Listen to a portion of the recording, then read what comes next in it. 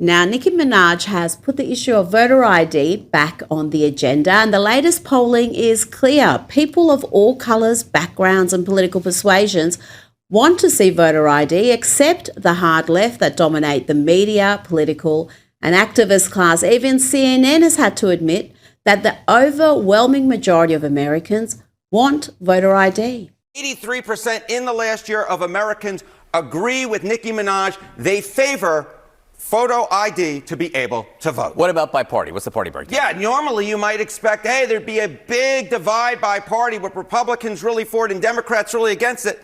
But not really here. I mean, just take a look here. Favor photo ID to vote. You got 95% of Republicans, pretty much all of them, but even 71% of Democrats favor photo ID to vote.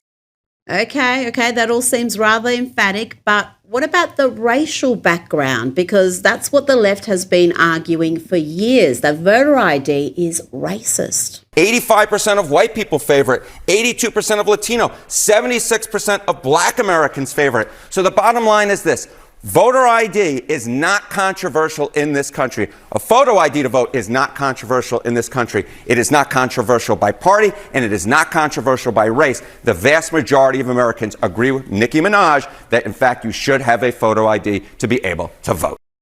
Wow, 82% of Latino and 76% of Black voters favour voter ID, and yet the left will argue it is racist and designed to stop minorities from voting.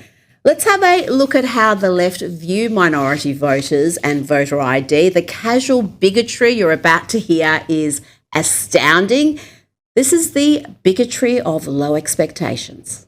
Do you have an opinion on voter ID laws? Yeah, they're usually pretty racist and they're bad. I think voter ID laws are a way to perpetuate racism.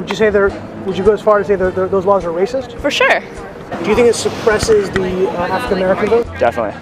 Tell us how. Because they're less likely to have state IDs. Minority voters are less likely to have the kinds of IDs that have been described or required. These type of people don't live in areas with easy access to DMVs or other places where they can get identification. You can always get IDs you do over the internet. Does that also make it difficult for Black people in particular? Yeah, you have to have access to the internet. You have to be able to pay an internet service provider for certain fees. Do you think that's harder for Black people to go online? Well, I feel like they don't have the knowledge of how it works. A lot of people have smartphones, but you might not have data. For most of the communities, they don't really know what is out there just because they're not aware or they're not informed. I also think there's a repression of Black voting with how if you're a convicted felon, you're not allowed to vote and everything. And when you look at swing states like Florida, that's a huge population of the African Americans. Okay, let me get this straight. According to the left, people of colour are either too dumb or too poor to have ID, or they're criminals. Let's bring in the man behind that Vox Pop, documentary filmmaker and commentator Ami Horowitz. Ami, before I get your input, let's have a look at you in East Harlem speaking to Black folk about what white leftists think of their ability to get ID. Do you carry ID? Yes, I do. Do you know any Black person who doesn't carry ID? No. Everyone that I know has an ID. Why would they think we don't have ID? That's a lie. Why would they say that? Do you have ID? Yes. Because I have my ID and my friends have their ID, so we know what we need to carry around. Everybody that I know have ID. That's one of the things you need to walk around with New York with, ID. Do you know any Black adult who does not have ID? No, I don't. Is it a weird thing to even say that? Yes, it is. I mean, it is a weird thing to say, but here we are with the Democrats and the propagandists in the media claiming voter ID is inherently racist. Yeah, who was that young, handsome man on camera? Wow, I barely recognize him anymore. Not to pat myself on the back, but that video has over 250 million views, Yeah, well, I guess I will pat myself on the back. What do you want from me? No, that deserves a pat. That deserves a pat. Thank you. A little background on that video. Not only is it crazy how they've made the argument that voter ID is racist, and that's really the argument the left, the entire left, not just the radical left, but the mainstream Democratic left has made.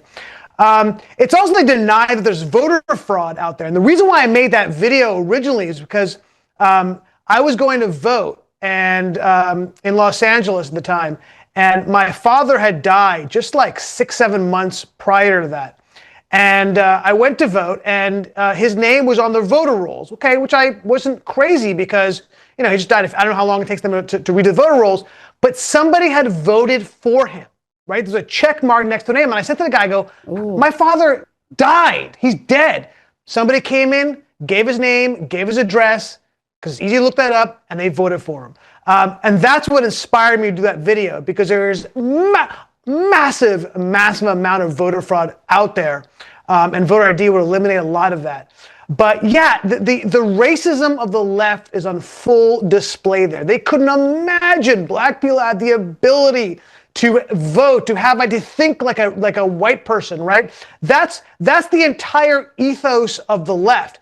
And it's always about the left often mistakes and conflates class and race. They do that a lot. And the pushback I got from that video every time I was doing interviews from the left was saying, well, if you went to rural Alabama, they wouldn't have the same perspective because it's harder for them to go to get ID.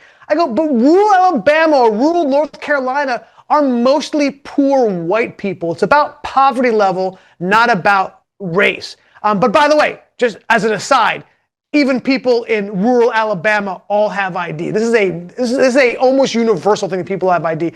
Yet I thank the left for that, Rita, because I've created a kind of a cottage industry doing videos about how the left is racist about black people when it comes to obesity. I remember I did an obesity video, same kind of idea. And they told me, the reason why there's more obesity in the black community is because black people stress eat because of so much racism. And of course, I went to Harlem, they laughed at that.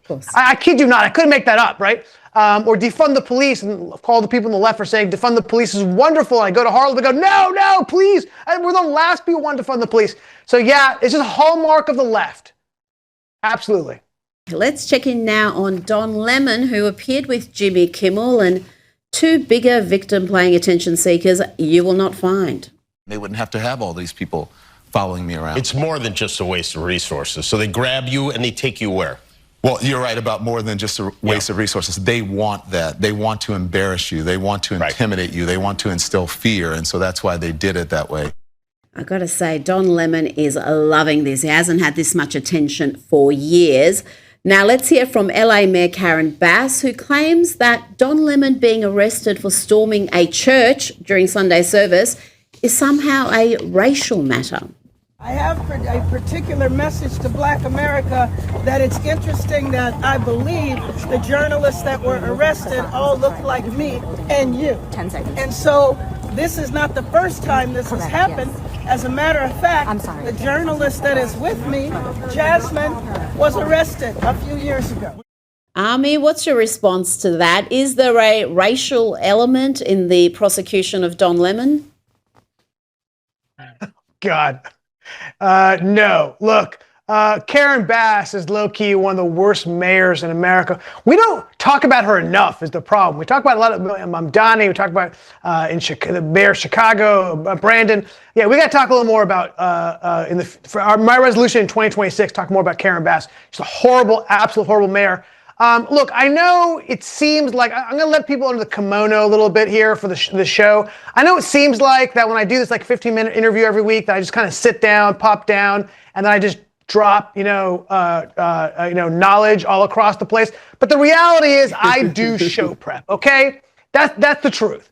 And look, she's kind of right that in 2025, under Trump, 32 journalists were arrested by Donald Trump. Yeah, that is absolutely true.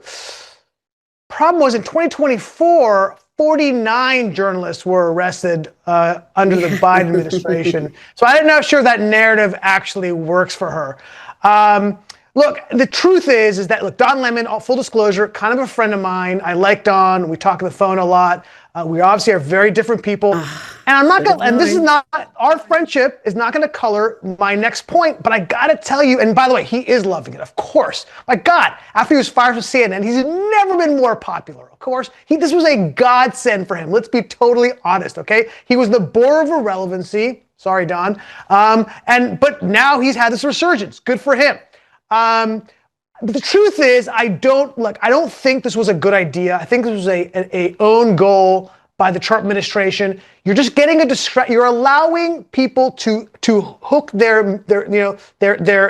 sink their hooks onto an issue which is relatively irrelevant. And it's moving from the agenda and from what he really wants to accomplish. When they start saying, look, you're arresting journalists, Don Lemon wasn't doing anything. And look, do I think Don Lemon should have been arrested? I don't. As somebody who engaged in guerrilla journalism a lot, was he there? Did he have foreknowledge?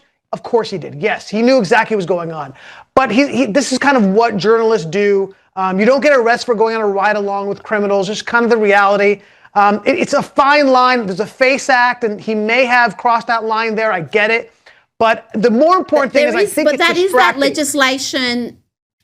That legislation exists. I do agree it's distracting, and you can look at it as an own goal because the left is going to run a particular narrative here about the media being oppressed and free speech being breached, all that nonsense. But he, on the face of it, appears to have broken the law. You can't go storming churches during Sunday service, terrifying families, including small children, and then just say I was doing journalism. You'd be arrested if you did that in a mosque or if it happened really any place other than a church. It seems like anything goes. But before you go, I want to get your take on what's happening in New York right now. The new mayor there, Zohran Mamdani, has overseen a tragic period where 16 people have died during this cold snap you're having. Mamdani ordered the NYPD not to tear down homeless encampments. And Army, that act of so-called compassion has arguably contributed to more suffering and the tragic outcome of 10 people dead in a single weekend in the freezing cold. Yeah, and unfortunately, get ready for more of that as we go forward because we're going to be cutting down on services because we have to, because his spending agenda is so out of whack.